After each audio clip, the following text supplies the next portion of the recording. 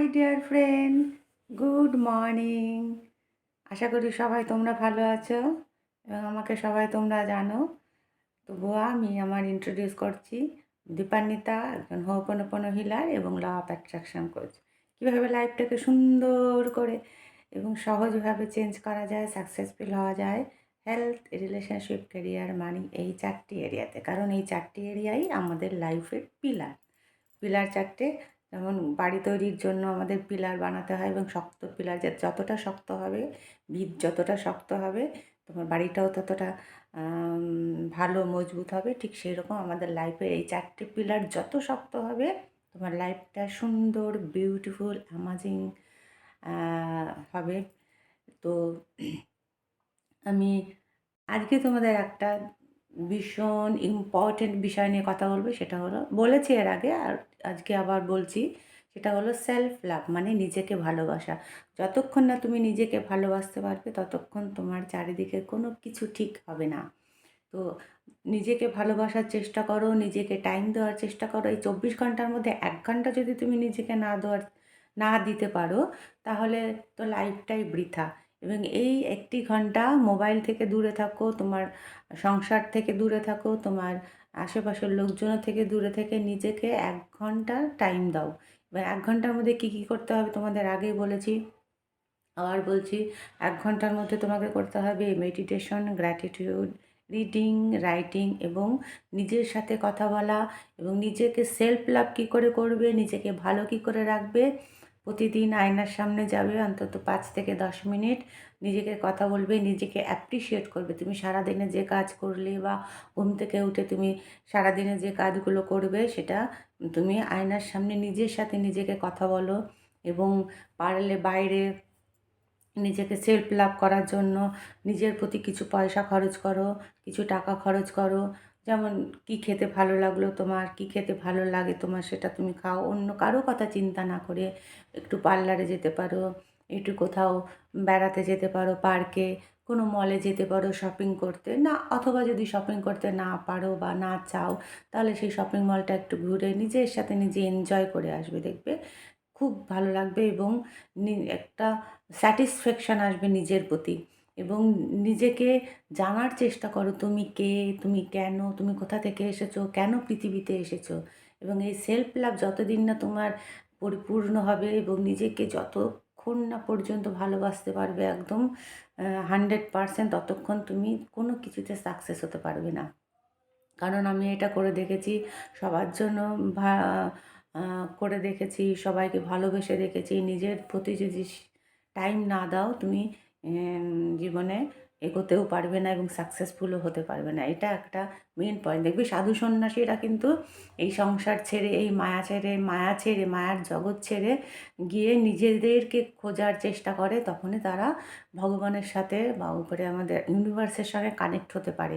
তো আমাদেরও সেই ক্ষমতা আছে, কারণ আমরাও তাদের মতো মানুষ এবং ভগবান সবাইকে একই রূপে, আমরা ভগবানেরই অংশ অ্যাকচুয়ালি। সেটা আমরা এখানে এসে ভুলে যাই। তোমাদের বারবার করে একই কথা বলি যে আমরা ভগবানের অংশ, কিন্তু আমরা এখানে এসে আমাদের পরিবেশ, আমাদের আশেপাশের লোকজন, আমাদের আশেপাশের পরিজন সবাই আমাদের বোঝায় না বা তারা বলতে পারে না। অ্যাকচুয়ালি তারাও জানে না যে আমরা ভগবানের অংশ। সুতরাং ভগবান আমাদেরকে পাঠিয়েছে এখানে একটা কিছু পারপাসে বা কিছু উদ্দেশ্যে, কিছু করার জন্য, সেটাই আমরা ভুলে যাই। আর তখন থেকে আমাদের জীবনের স্ট্রাগলটাকে স্ট্রাগল মনে হয়, কষ্টটাকে কষ্ট মনে হয় এবং আরও বেশি করে কষ্ট আছে। হ্যাঁ, এটা ঠিক যে তোমার লাইফ ভগবান ঠিক করে পাঠায় কী হবে, কী না হবে, কিন্তু সেই কী হবে, কী না হবে এটাকে তুমি ভালোভাবে সুন্দরভাবে করতে পারো, চেঞ্জ করতে পারো। তোমার লাইফের খারাপটা তুমি অ্যাম অবশ্যই তোমার লাইফে খারাপ আসবে, ভালো আসবে, আনন্দ আসবে, সুখ আসবে, দুঃখ আসবে। কিন্তু সেটাকে তুমি, যেমন আমাদের শ্রীকৃষ্ণ, যেমন আমাদের মহাদেব, যেমন আমাদের নারায়ণ, যেমন আমাদের রাম, কষ্টটাকেও সুন্দর করে জীবনের একটা লার্নিং নিয়ে আমাদের কাছে একটা লার্নিং দিয়েছে যে তার জীবনের যে কষ্টটা, সেটা কীভাবে সেখান থেকে সে শিক্ষা নেওয়া যায় এবং সেটাকে কী করে ওভারকাম করা যায় সেটাকে আমরাও করতে পারি। আমরা কারণ কিন্তু সেটা আমরা করতে পারি না, কারণ আমরা সব কিছু ভুলে যাই। যেমন সূর্যের আলো থেকে সব পৃথিবীতে যত রকমের ডিফারেন্ট ডিফারেন্ট টাইপের যে আলো আছে, লাইট আছে, সেগুলো মেইন সোর্স হচ্ছে যেমন সূর্য, সেরকম আমাদের মেইন সোর্স হচ্ছে ভগবান এবং ইউনিভার্স, যাকে আমরা ভগবান বলি। কেউ বাহিগুরু, কেউ আল্লাহ, কেউ জেসাস বলে, আমাদের কেউ ভগবান বলে। এরকম আমাদের একটাই সোর্স, সে হচ্ছে ইউনিভার্স। বিভিন্ন রিলিজিয়ান, বিভিন্ন ধর্ম বিভিন্ন রকমের নাম দিয়েছে। সেই রকম আমাদের যে সোর্স বা ভগবান, সেখান থেকে তারই আমরা অংশ। সুতরাং আমাদের মধ্যে সেই পাওয়ার, সেই ক্ষমতা দিয়েই তারা আমাদেরকে পাঠিয়েছে। সেই আমাদের মধ্যে সেই ক্ষমতাটা আছে সব কিছু ওভারকাম করার। সুতরাং তুমি যদি সব কিছু ওভারকাম করে জীবনে সাকসেস হতে চাও, এবং সাকসেস কাকে বলে, কীভাবে হয়, সেটা আমি এখন এই জায়গায় এসে জানতে পারছি, বুঝতে পারছি। কারণ এর আগে কোনো দিন আমি মানে জানিনি, কারণ সেই পরিবেশে ছিলাম না। ঠিক তোমরাও, এবং বিশেষ করে আমি দেখেছি বাংলার লোকেরা সাকসেসফুল কম হয়।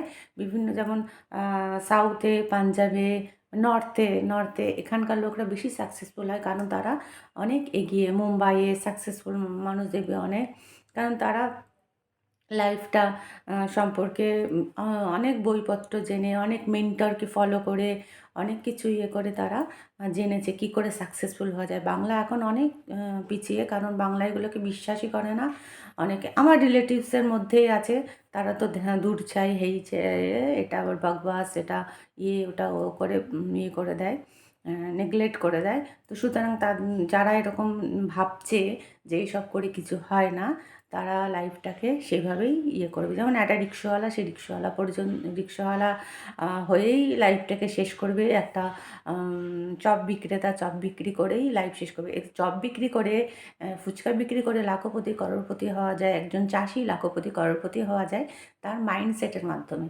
তো সুতরাং এই মাইন্ডসেট যতক্ষণ না আসবে তোমার, ততক্ষণ তুমি কিছু করতে পারবে না। আমি বাংলায় দেখেছি যারা বড় বড় করোড়পতি বিজনেসম্যান, কিন্তু তাদের পরবর্তী জেনারেশন চাকরিতে গেছে বা গেছে, এবং তাদের যে করোড় বিজনেস, সেটা একদম মানে মিটে গেছে, মানে শেষ হয়ে গেছে। কিন্তু আবার অন্যান্য জায়গায় দেখেছি একদম, আবার এও দেখেছি যে একদম নিজে রুট থেকে একদম সাকসেসের চরম সীমায় পৌঁছেছে এরকম। কিন্তু সেটাকে মেনটেন করা, সেটাকে ধরে রাখার জন্য তোমাকে কিছু শিক্ষার